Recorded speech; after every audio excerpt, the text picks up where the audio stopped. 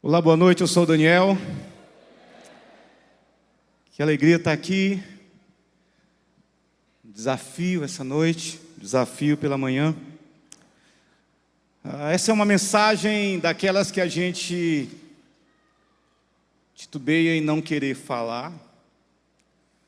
A gente treme na base, porque é uma mensagem de encorajamento, mas é uma mensagem também de confronto. É uma mensagem que mexe primeiro comigo, com a gente, que faz, que se debruça. Eu confesso que tem sido extremamente difícil o dia hoje, tanto pela manhã. E aí você recebe o encorajamento do pai pastor aí, né, do pastor, que manda a mensagem e diz assim: glória a Deus, vai em frente. E a gente sempre chama, né, os franguinhos, né, estão chegando aqui, mas esse franguinho é bem cuidado, amado, e a gente vai na força do Senhor. Eu queria chamar talvez a sua atenção para você que está chegando aqui nos visitando essa noite, que você se sinta bem em nosso meio. Espero que você já tenha sido abraçado e talvez convidado para participar de um grupo de relacionamento, que é a igreja de casa em casa.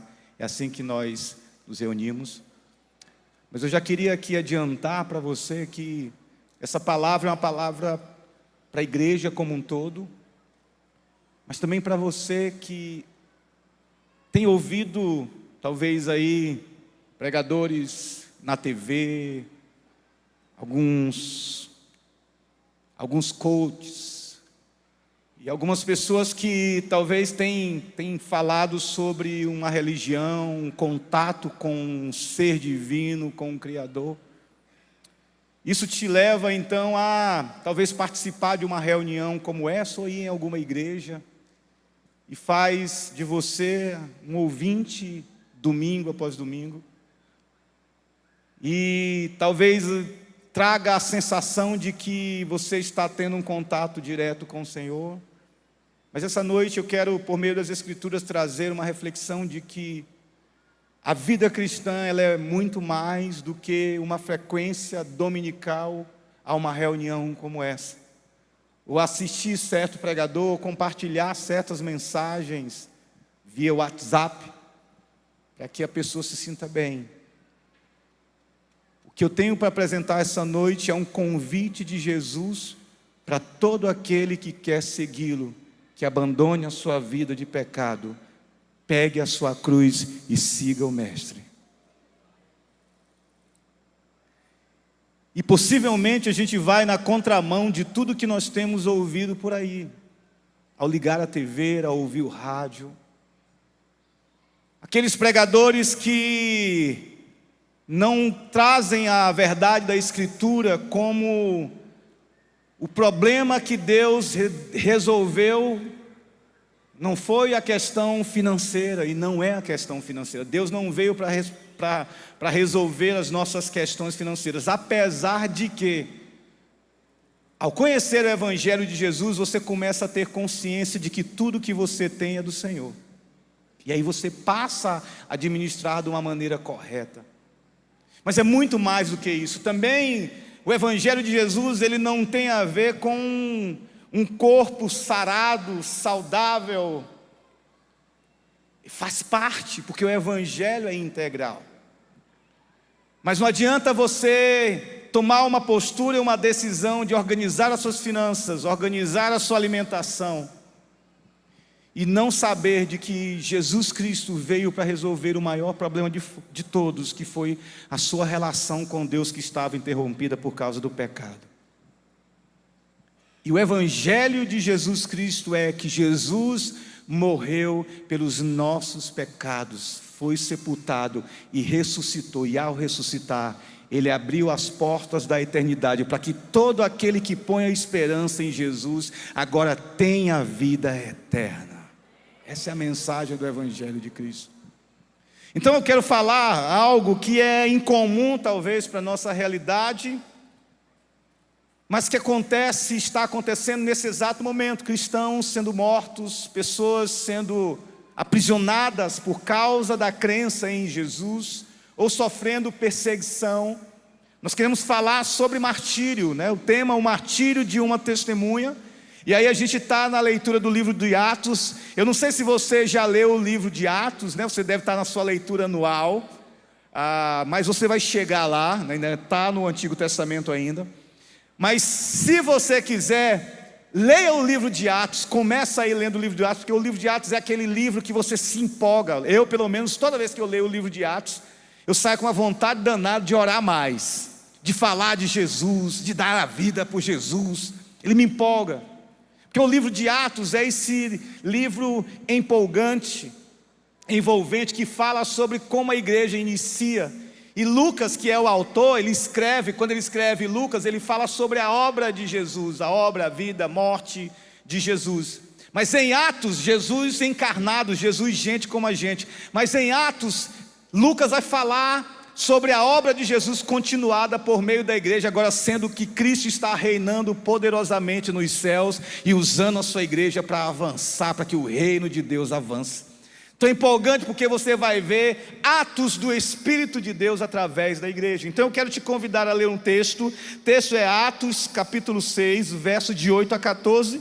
Nós vamos ler alguns versículos e aí vamos comentar algumas coisas. Então Atos capítulo 6, do verso 8 ao 14. Esse não é o texto principal a qual eu vou caminhar, mas é um texto introdutório. Então diz assim: Estevão, homem cheio de graça e poder, realizava milagres e sinais entre o povo. Um dia, porém, alguns homens da chamada Sinagoga dos Escravos Libertos começaram a discutir com ele. Eram judeus de Cirene, de Alexandria, da Cilícia e da província da Ásia. Nenhum deles era capaz de resistir à sabedoria e ao espírito pelo qual Estevão falava. Então convenceram alguns homens a mentir a respeito dele, dizendo: ouvimos Estevão blasfemar contra Moisés e até contra Deus. Com isso, agitaram o povo, os líderes religiosos e os mestres da lei. E Estevão foi preso e levado ao conselho dos líderes do povo. As falsas testemunhas declararam: este homem vive falando contra o santo templo e a lei de Moisés. Nós o ouvimos dizer que esse Jesus de Nazaré destruirá o templo e mudará os costumes que Moisés nos deixou. Até aqui, eu queria te convidar para que a gente orasse ao Senhor nesse momento. Senhor, nós pausamos na Tua presença, diante da leitura da Tua palavra, e oramos com um coração tremendo, porque tememos, Senhor, a Tua presença, que o Senhor possa falar aos nossos corações, continuar falando. Obrigado pelo tempo que tivemos até aqui, e nós clamamos pela ação do Teu Espírito Santo em nosso meio, Pai, que corações e mentes possam ser abertas para ouvir a Tua palavra, e que essa noite haja salvação poderosa, reconciliação, quebrantamento para a Tua glória, Senhor. Em nome de Jesus, assim oramos. Esse ano, uma das minhas leituras preferidas foi de um livro chamado Através dos Portais do Esplendor. Esse livro, ele narra a história verídica de 5 missionários que em 1952 se viram desafiados a levar o evangelho a uma das tribos mais hostis daquela época, os Auca. A tribo, ela tinha uma resistência tremenda a qualquer contato com um homem branco, devido a abusos que sofreram em sua história, violência, opressão. E por conta disso, essa tribo se tornou tão violenta, que nem as tribos ao redor, perto, encostavam ou tinham coragem de se aproximar. Tal era a violência deles. E nessa história verídica, onde esses homens, que eram homens cheios de dons e talentos, homens que se destacaram na universidade, homens por volta de 24 anos, 25 anos, que se destacaram na universidade, poderiam seguir caminhos onde eles seriam bem-sucedidos, conhecidos, homens na área da administração, homens na área do esporte, alcançaram ou fecharam a faculdade com louvor. Eles, por uma convicção movida por Deus, ouviram a voz de Deus para que eles pudessem abrir mão de tudo, dos seus sonhos, dos seus planos, dos seus projetos, e irem para falar do Evangelho a essa tribo. E eles saíram extremamente empolgados, suas esposas recém-casadas com eles, filhos pequenos, e foram todos eles em direção aos Aucas, ali no leste do Equador, na floresta no leste do Equador. E o que acontece é que 2 anos depois, estudando o ambiente, estudando a língua, os costumes, e aqueles homens se prepararam com oração, com jejum, com louvor, com alegria imensa, porque eles estavam sonhando em ver aqueles homens que nunca, aquela tribo, aquele povo que nunca tinha ouvido falar de Jesus. Eles estavam extremamente empolgados por serem os primeiros a falar e compartilhar do grande amor de Jesus por eles. Então o grande dia chegou, então eles agora vão se encontrar com a tribo. Estão todos empolgados. É um misto de alegria com ansiedade, com medo. E eles pegam um avião pequeno, bimotor, voam sobre a tribo, chegam lá e têm o contato com os indígenas. A princípio eles não veem ninguém, mas daqui a pouco vai chegando um, vai chegando outro, e eles empolgados. Mas o que acontece é que no primeiro contato eles são brutalmente assassinados. Eles perdem a sua vida. Eles não conseguiram compartilhar o Evangelho com aquela tribo.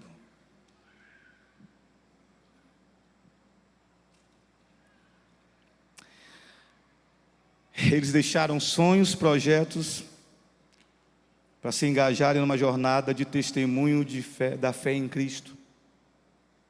Mas Deus tinha outros planos.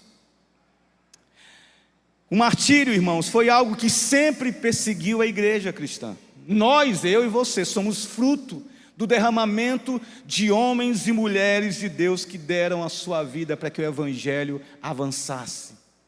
Eu e você somos a semente do sangue. E eu quero falar aqui de Estevão, que nós já lemos sobre ele. Primeiro mártir da igreja. Estevão é citado pela primeira vez no livro de Atos, capítulo 6, onde Lucas nos mostra que em meio ao crescimento da igreja, começaram a aparecer algumas dificuldades, que dentre elas, algumas mulheres de fala grega não estavam recebendo a porção diária de alimento. Então as mulheres judias estavam recebendo, tudo tranquilo, mas aconteceu algum problema que as mulheres de fala grega não estavam recebendo. E aí chegou, poxa, não está chegando as viúvas não estão recebendo o alimento diário, e a igreja cuidando de pessoas. E os apóstolos dão uma direção, eles dizem: escolham 7 homens respeitados, cheios do Espírito e de sabedoria. E quem está lá? Estevão. Ele é lembrado e convidado para servir nessa área. E mais uma vez, Estevão se destaca. No verso 5, quando eles veem, ouvem essa direção dos apóstolos, a ideia agradou e escolheram Estevão. E aí Lucas destaca mais uma vez: homem cheio de fé e do Espírito Santo. Lucas, ele está antecipando algo que ele quer falar. Ele vai falar agora sobre Estevão. E aqui, nesse ponto, eu quero tentar extrair pelo menos 4 lições desse martírio histórico que aconteceu com Estevão e como isso se aplica aos nossos dias. Então eu quero que você antecipe a sua leitura. Atos capítulo 7, verso 1 e 2, diz assim: então o sumo sacerdote lhe perguntou: estas acusações são verdadeiras? Então respondeu: irmãos e pais, ouçam-me. O Deus glorioso apareceu a nosso antepassado Abraão na Mesopotâmia, antes de ele se estabelecer em Harã. E lhe disse: deixe sua terra natal e seus parentes e vá para a terra que eu lhe mostrarei. Não importa, irmãos, o momento da história que nos encontramos, seja de guerra, seja de paz, em qualquer momento devemos estar prontos para testemunhar. E vemos aqui nesse texto o testemunho intrépido do homem de Deus. Mesmo diante de uma turba violenta, ele não se intimida, ele não tem suas convicções abaladas, ele não tenta barganhar, ele não tenta se defender, ele não tenta fazer ali uma política da boa vizinhança, não, ele tem ali a intrepidez de testemunhar sobre o Evangelho de Jesus. E ele começa com Deus, ele começa nos lembrando de que nós fomos chamados para testemunhar. Então a primeira lição que a gente tira daqui é que eu e você fomos chamados para testemunhar diante da crise, diante da prova, diante da tribulação, diante dos desafios. Nós fomos chamados para testemunhar a respeito da nossa convicção, da nossa fé a respeito de Jesus Cristo. Essa é a primeira lição que a gente pode tirar aqui. Agora deixa eu falar algo interessante sobre essa ideia de testemunho. Atos usa muito essa palavra, testemunhar, testemunhar, testemunhar. E sereis minhas testemunhas, tanto em Jerusalém como em Judeia e toda Samaria, em Samaria até os confins da terra. O pastor jubilado Mário Neves nos chama a atenção sobre a palavra testemunha. Ele afirma que a palavra testemunha no grego corresponde a Marte, de sorte que ser testemunha implica na disposição íntima, não só de sofrer, mas também de sacrificar a própria vida pela causa. Você ser uma testemunha de Jesus te coloca numa posição de morrer por causa do testemunho. Irmãos, isso não está distante de nós. Não pense que a ideia de você ser colocado de lado no Instagram, de te bloquearem, ou de derrubarem a sua conta. As coisas começam de maneira pequena. Quanto mais você testemunhar de Cristo, quanto mais você declarar o senhorio de Cristo, mais perseguição virá. Porque o mundo não aceita a palavra de Deus se o Espírito não quebrar o coração daqueles que não creem. Começa pequeno.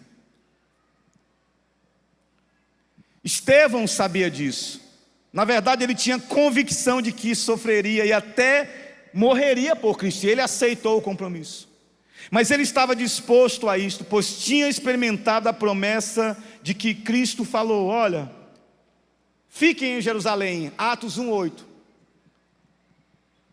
E só saiam de lá quando vocês foram revestidos do poder do alto que vai descer sobre vocês. Mas recebereis poder ao descer sobre vós o Espírito Santo, e ser-me-eis minhas testemunhas, tanto em Jerusalém como em toda a Judeia, Samaria e até os confins da terra. Essa foi a promessa que se cumpriu na vida da igreja de Jesus naquele tempo. Pastor Hernandes Dias Lopes, ao falar sobre esse texto, ele diz o seguinte: o revestimento de poder seria necessário para os discípulos estarem prontos para morrer ou testemunhar. Sabe o que a gente tira disso aqui? O mesmo poder que estava sobre Estevão está sobre mim e sobre você hoje, agora, já. O mesmo poder, irmãos, que ressuscitou Jesus de Nazaré, repousa sobre nós. A pergunta é: por que não testemunhar?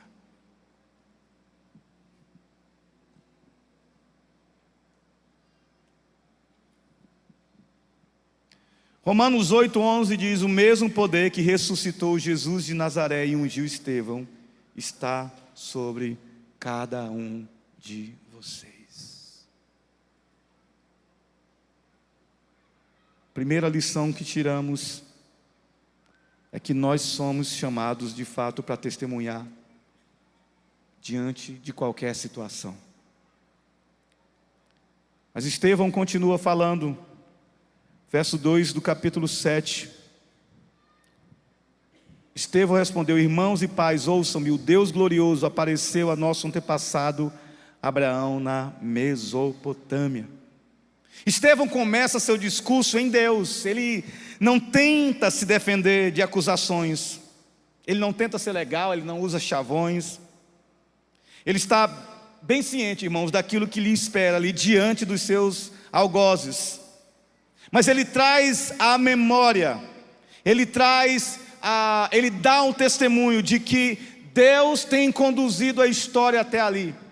O que aqueles homens estavam fazendo ao resistir à palavra de Deus, ao resistir ao evangelho de Deus, era semelhante àquilo que, por toda a história de Israel, os homens também se portaram, a nação de Israel se portou. Deus operando milagres, Deus fazendo abrir o mar vermelho, Deus suprindo a necessidade diária. Tudo isso aconteceu e aqueles homens puderam testemunhar, mas ainda assim, eles sempre resistiam à voz de Deus. Eles eram resistentes, eles eram homens de dura serviço.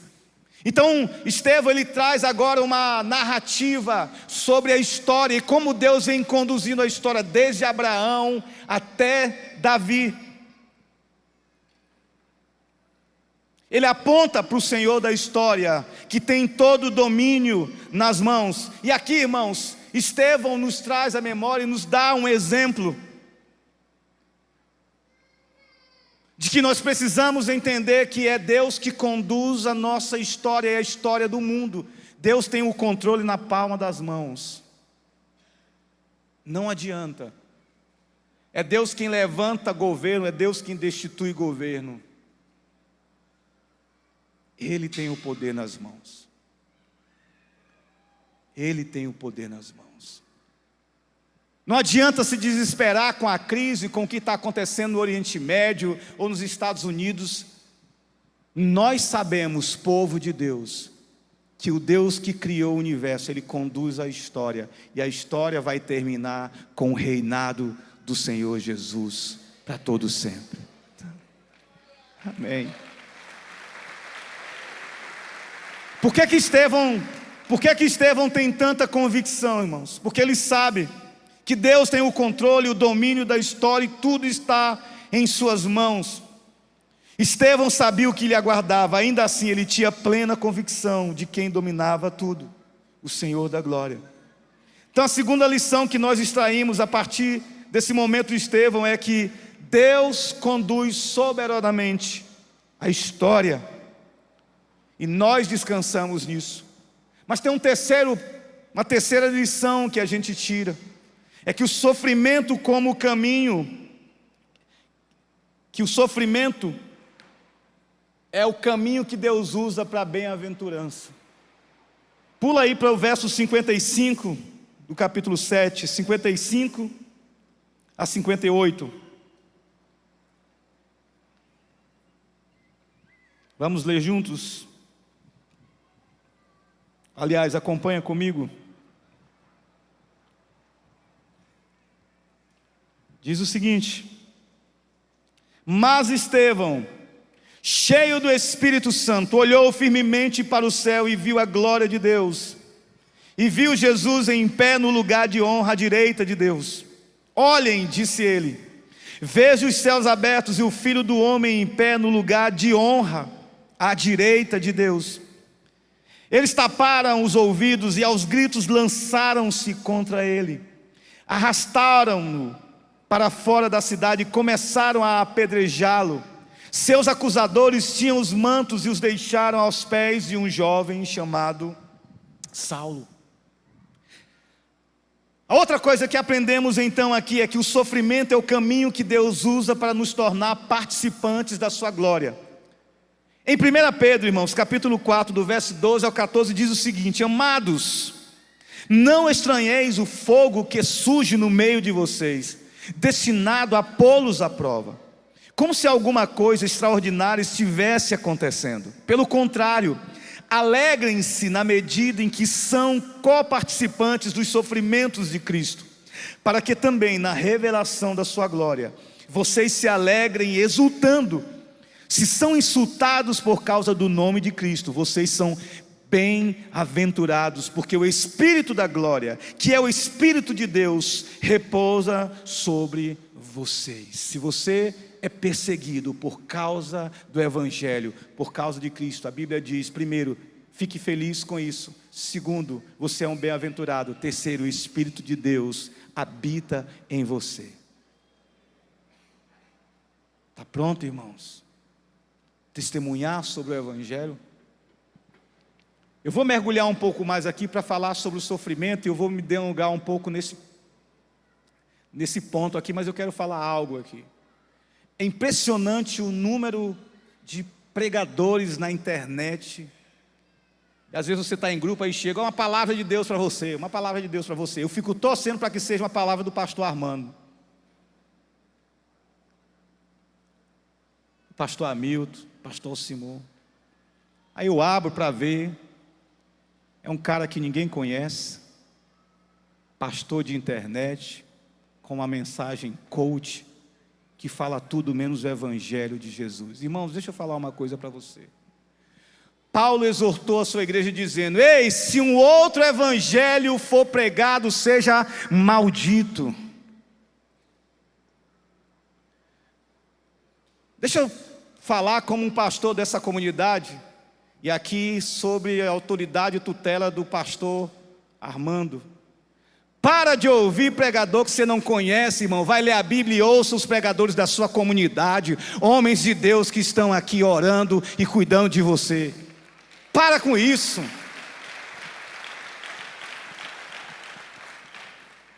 Tem gente pagando para ser acompanhado por pregador, por pregadora que não mora aqui, não sabe como é que vive, não sabe se cuida do pastor, se cuida do esposo, se cuida da família. Estão pagando para ser acompanhado. Misericórdia. Acaba com isso. Faz um mapa, abre a tua Bíblia, tem um encontro diário com Deus, irmão, e você vai ver o que é crescimento espiritual.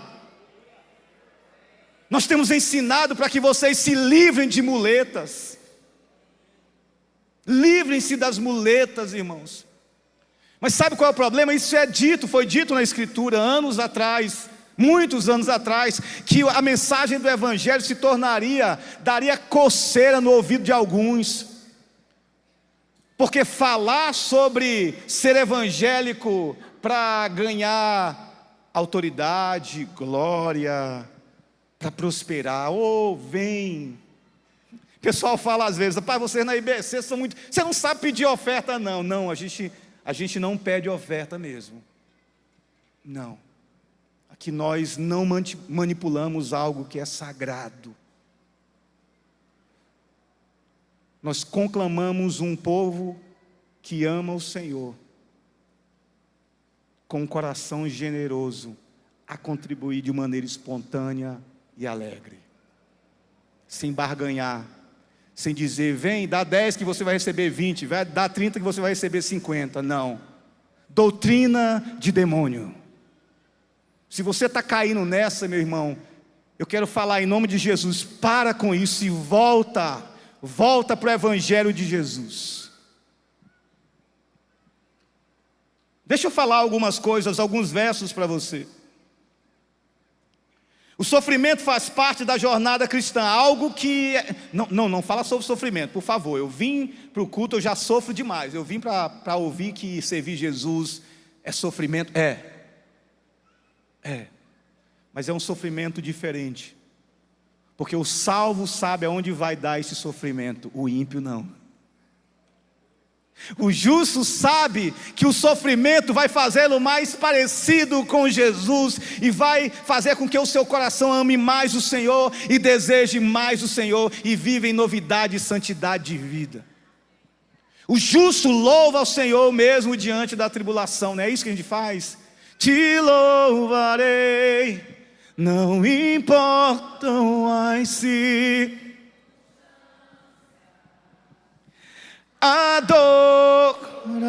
adorarei somente a ti. Esse é o cântico de quem conhece o seu Deus. Gálatas 2, 19 e 20 diz: porque eu, mediante a própria lei, morri para a lei, a fim de viver para Deus. Estou crucificado com Cristo, logo, já não sou eu quem vive, mas Cristo vive em mim. E esse viver que agora tenho na carne, vivo pela fé no Filho de Deus que me amou e se entregou por mim. Paulo está dizendo: ei, agora eu fui crucificado com Cristo, eu não tenho mais nada a ver com esse mundo. Lucas 14 vai dizer o seguinte, a partir do verso 25: uma multidão seguia Jesus, que se voltou para ela e disse: se alguém que me segue amar seu pai, esposa e filhos, irmãos e irmãs, e até mesmo a própria vida mais que a mim, não pode ser meu discípulo. E se não tomar a sua cruz e me seguir, não pode ser meu discípulo. Da mesma forma, ninguém pode ser meu discípulo sem abrir mão de tudo o que possui. Aqueles homens que estavam lá nos Estados Unidos, estudando, buscando uma profissão, saindo em primeiro lugar em tudo, eles amaram mais Jesus do que a sua própria vida. Eles abandonaram tudo, eles obedeceram à voz do Mestre. As implicações desse texto para mim e para você: devemos amar mais Jesus, devemos tomar a nossa cruz, devemos renunciar tudo o que temos, pois a convocação para seguir Jesus é uma convocação para a morte.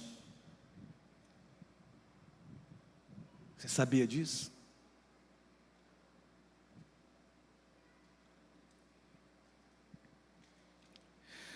Mateus 8, 34, 37 diz: depois chamou a multidão e os discípulos e disse: se alguém quer ser meu seguidor, negue-se a si mesmo, tome sua cruz e siga.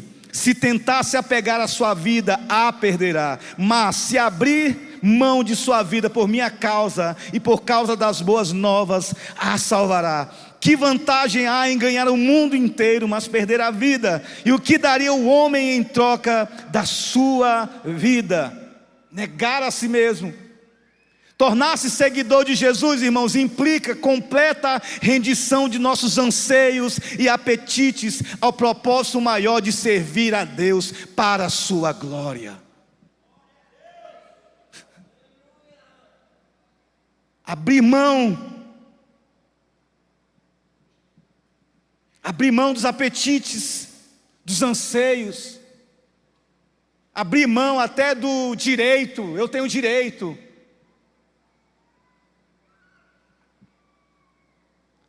Mateus 24, 9 e 13 diz, de 9 a 13 diz: então vocês serão presos, perseguidos e mortos. Por minha causa serão odiados em todo o mundo. Muitos se afastarão de mim, trairão e odiarão uns aos outros. Falsos profetas surgirão em grande número e enganarão muitos. O pecado aumentará e o amor de muitos esfriará. Mas quem se mantiver firme até o fim será salvo. Maltratados, odiados e traídos, seguir Jesus, irmãos, custará tudo o que eu e você temos. Está pronto para isso? Está pronto para isso, irmãos?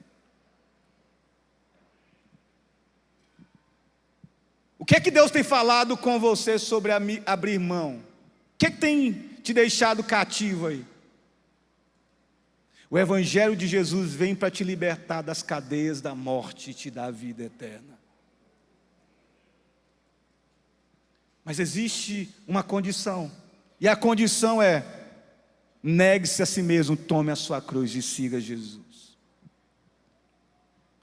Lucas 6, 22, 23 diz o seguinte: felizes são vocês, quando os odiarem e os excluírem. Odiarem e excluir é algo que a gente vê constantemente nas redes sociais, não é não? Estou excluindo fulano. Aqui na igreja. A gente vai confrontar o irmão começa a odiar, não fala mais.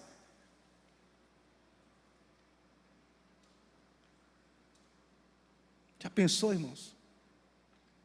Mas, irmão, a gente ama tanto Jesus, que a gente pode ficar sem ninguém, mas a gente está agarrado ao nosso Senhor e Salvador. Nós não negociamos o Evangelho de Jesus Cristo.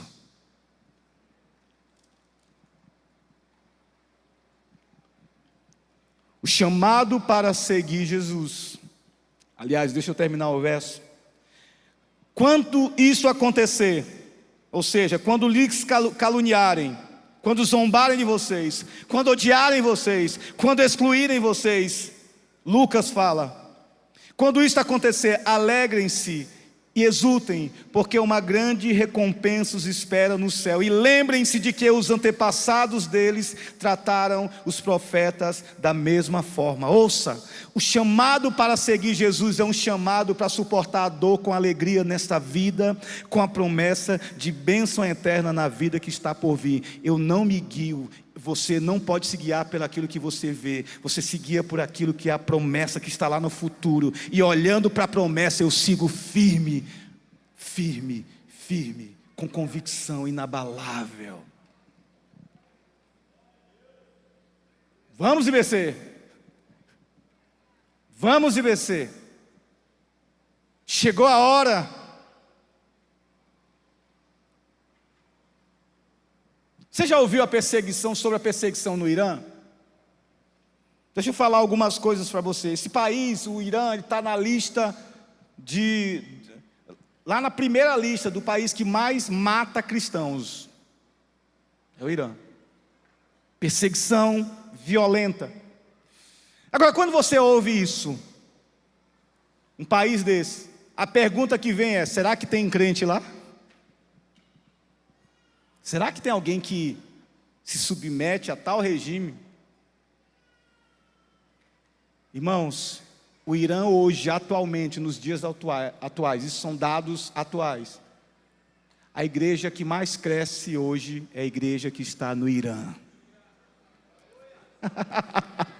Sabe por quê? Porque crente é que nem bambu no inverno. Quanto mais você cresce, quanto mais você corta, mais ele cresce, irmão. Quanto mais você corta o bambu, mais ele vai crescer. É imparável. A igreja de Jesus é imparável. Nada pode parar a igreja de Jesus.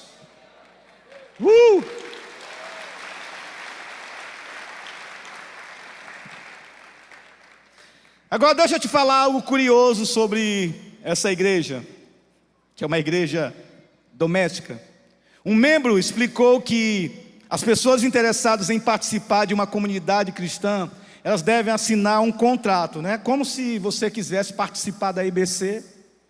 E aí a pergunta é: como é que eu faço para participar, para ser membro dessa comunidade? Então você tem que crer em Jesus, e você tem que ter evidências claras de que você crê em Jesus, e aí se batizar, e aí você vai ser recebido como membro dessa comunidade, certo? No Irã é o seguinte, com certeza acontece isso. Mas, para você participar, você tem que assinar um contrato concordando em perder propriedades, ser lançado na prisão e ser martirizado. Já pensou, irmãos? Agora deixa eu te falar uma coisa. Isso pode acontecer a qualquer momento no nosso país. Como é que você responderá a isso? Irmãos, o cerco está se fechando. A igreja de Jesus está sendo atacada por todos os lados. Quando chegar a ordem de sai da sua casa, que essa casa não é mais sua, qual vai ser a sua reação? Qual vai ser a minha reação? Ei, falar de... Opa, não pode, já estão querendo nos calar, né?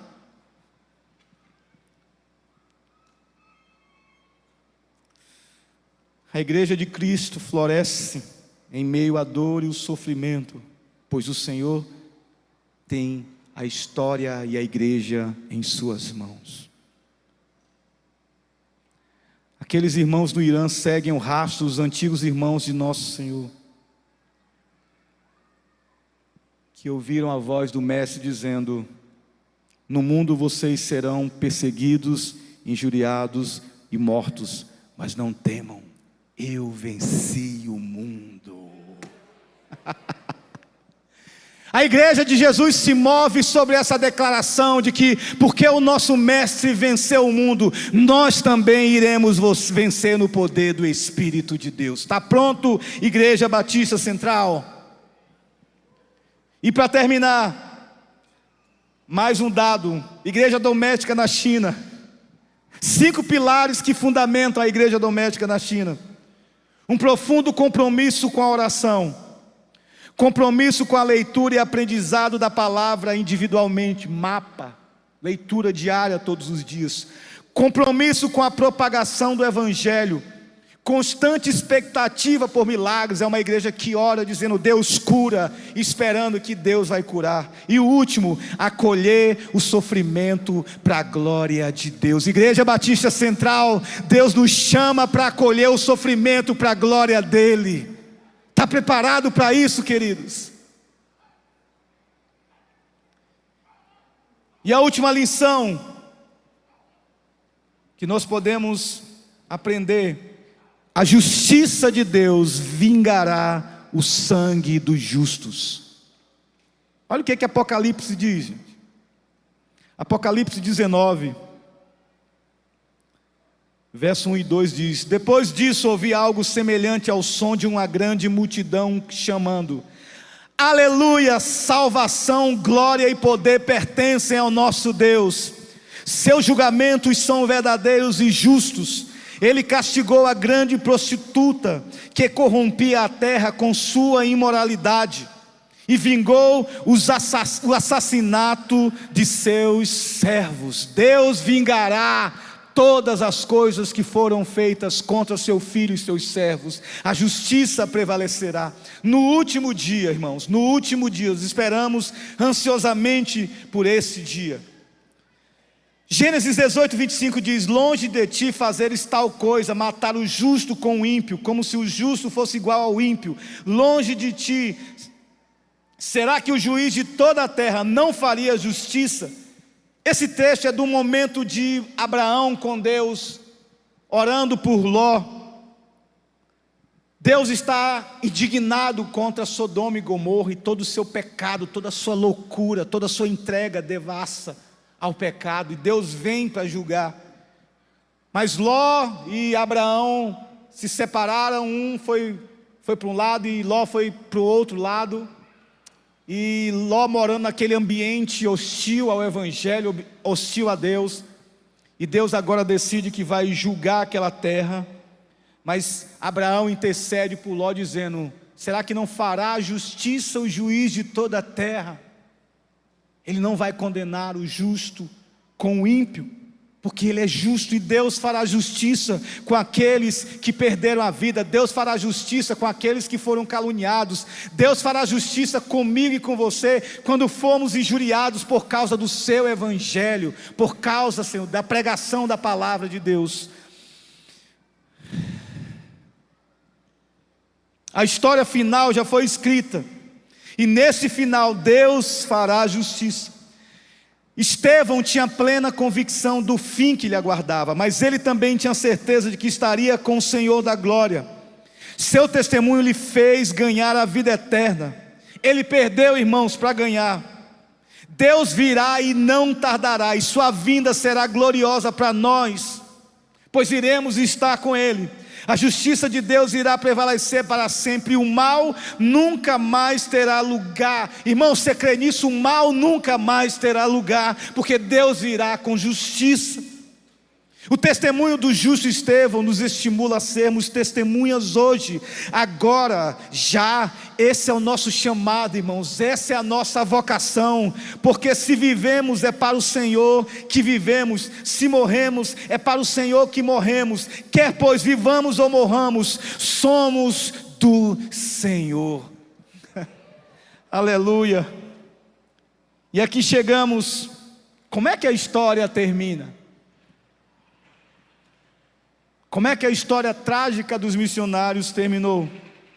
Eu vou deixar que a Elizabeth Elliot, que é a esposa do Jim Elliot, um dos missionários assassinados, fale. Ela escreveu dizendo: quase 3 anos se passaram desde aquela tarde de domingo. Estou sentada em uma cabana de sapê no rio Tijuana, poucos quilômetros ao sudoeste de Palm Beach. Em outra casa de sapê, apenas 3 metros distantes, estão 2 dos 7 homens que mataram meu marido. Jiquita, um deles, acabou de ajudar Valerie, de 3 anos e meio, a assar uma banana.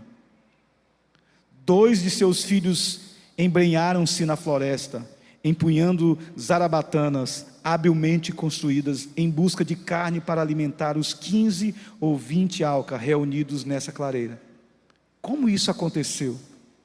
Somente o Deus que fez um machado flutuar, o sol parar, em cujas mãos se encontra o fôlego de todas as coisas vivas, somente esse Deus, que é o nosso Deus para todo sempre, poderia ter feito uma coisa dessas.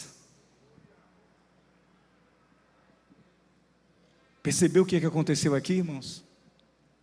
Aquela mulher que perdeu o seu marido por conta do evangelho se tornou amiga do assassino do seu marido.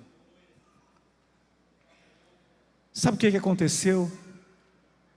Aquelas mulheres se reuniram depois do assassinato brutal dos seus maridos e tiveram a convicção de que elas não poderiam deixar aquela tribo se perder totalmente e eternamente. Elas não entraram em depressão, elas choraram, elas sofreram, doeu demais, mas sabe, elas amaram mais Jesus do que a própria vida, elas amaram mais Jesus do que os seus maridos. E o que aconteceu? Um milagre aconteceu. Aquela tribo ouviu o evangelho e muitos se converteram para a glória de Deus.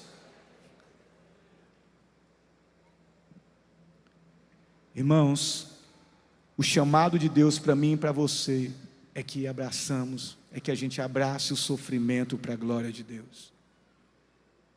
É difícil falar de sofrimento numa geração onde busca tanto fugir do sofrimento. E aí eu quero encerrar com uma história de uma visita que eu fiz na África em 2006.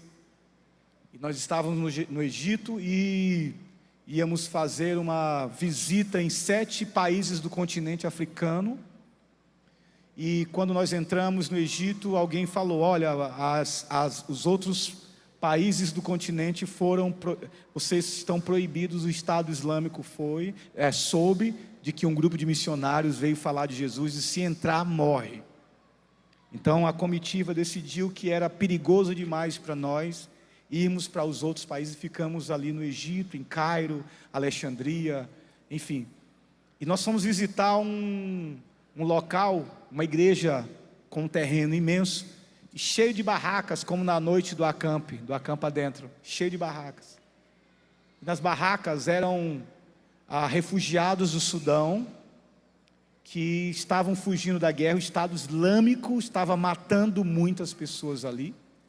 Mas um fato curioso era que, antes da gente saber a história das mortes, do que acontecia, por que eles estavam ali, nós participamos de um culto, né? Então está lá eu tocando piano aqui, E o culto começou, e o louvor, e começa o louvor, e é 10 minutos, 20 minutos, 30 minutos, 40 minutos, eu olhando para o relógio, parece que louvor demorado, se louvor não acaba, o povo começa a se empolgar, e cantar, e dançar, e aquele povo começa a celebrar, dá 1h, dá 1h20, o dedo começa a sangrar, porque eu tocava no piano, e aí começa 1h30, e 2 horas, e aquele povo não parava de celebrar. Eu disse, meu Deus do céu, que negócio é esse povo é rico, esse povo não tem problema, esse povo não tem dificuldade, esse povo não tem depressão, esse povo não tem problema com finanças, esse povo está muito bem, vivendo muito bem.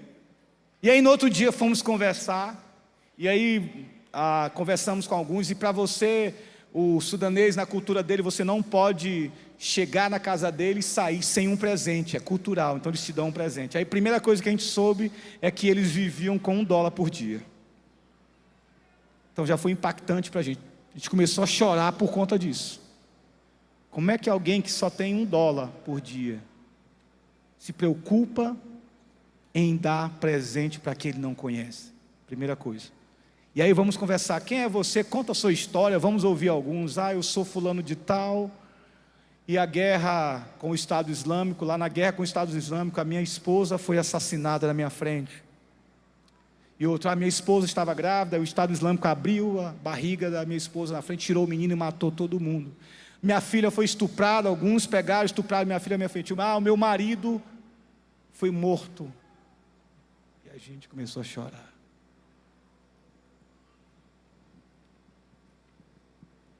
Irmãos, aquele povo viveu e viu, experimentou as maiores atrocidades por causa do Evangelho.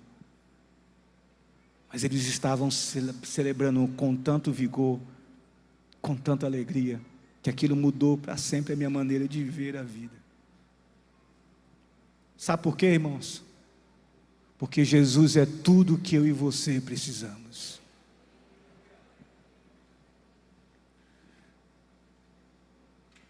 Essa é uma declaração no poder do Espírito de Deus. Porque quando o Espírito de Deus não age em mim, eu vou começar a murmurar, porque eu perdi isso, aquilo outro, porque eu não cresço, porque eu não tenho, porque o carro não está novo.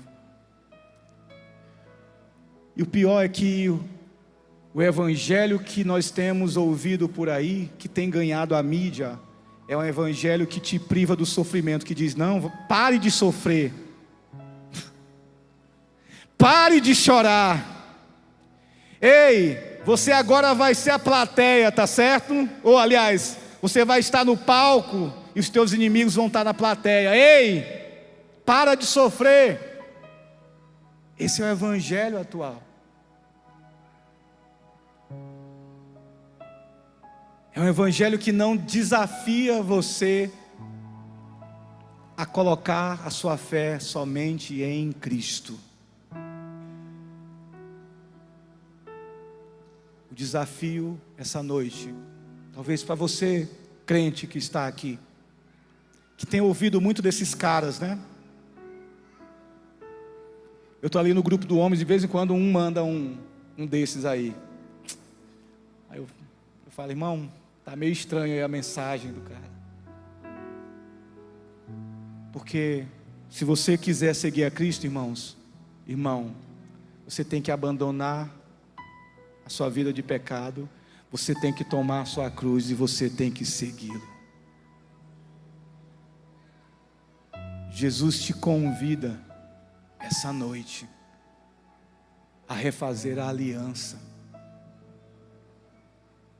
a refazer o compromisso, a voltar lá ao primeiro amor, sabe? Abandonar esse tipo de mensagem que não gera vida, que não gera paixão por Jesus, que não gera compromisso com a igreja, que não gera desprendimento, mas que só gera egolatria. Sabe por que a gente não canta a maioria dos cânticos que são cantados na rádio, irmãos? Porque nós queremos cantar todo o tempo sobre Jesus e o seu poder. É por isso que a gente não abre mão disso. Nós somos zelosos com os nossos cânticos. De vez em quando tem uma, canta aquela que a vitória agora vai chegar e tem gosto de mel. está repreendido. Tem aquele que é a plateia e o palco, que agora tu era cauda, mas agora tu é cabeça. Não. O cabeça é Jesus Cristo. Jesus é o cabeça da sua igreja, e nós vamos viver para exaltá-lo. Está pronto, IBC? Está pronto, IBC? Está pronto? Que o perdido te encontre ao vivermos sua verdade, que o sedento seja saciado pelo amor que amamos uns aos outros, que o enfermo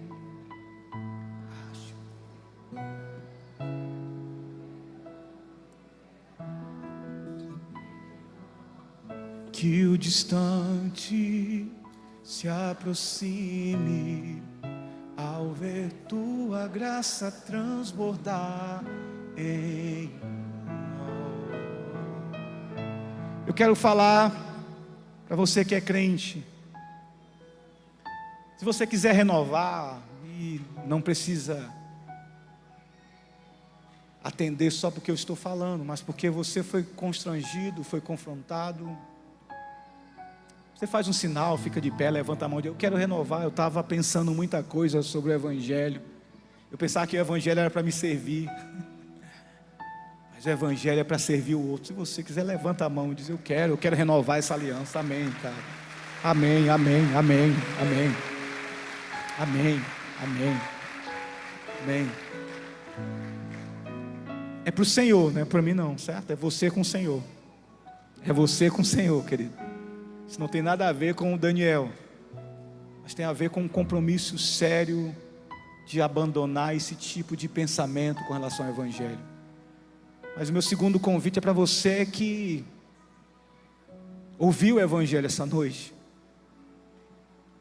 e talvez você nunca tinha ouvido, né? Você está visitando a primeira vez aqui, e o Evangelho, irmãos, ele é poder de Deus para aquele que crê. Então, se você quiser mudar a sua história crendo em Jesus, levanta sua mão, faz um sinal, vem aqui à frente e diz: eu quero Jesus, eu quero aceitar esse Jesus como Salvador, eu quero dispor minha vida agora para Ele.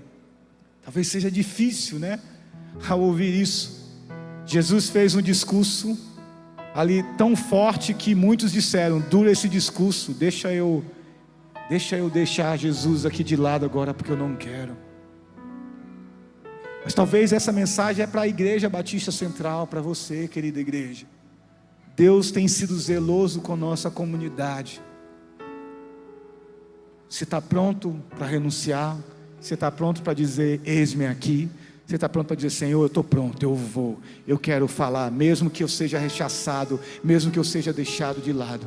Se você estiver pronto, meu irmão, faz um sinal, levanta a mão e diz: nós vamos falar de Jesus, mesmo que doa, eu vou falar. Aleluia, amém.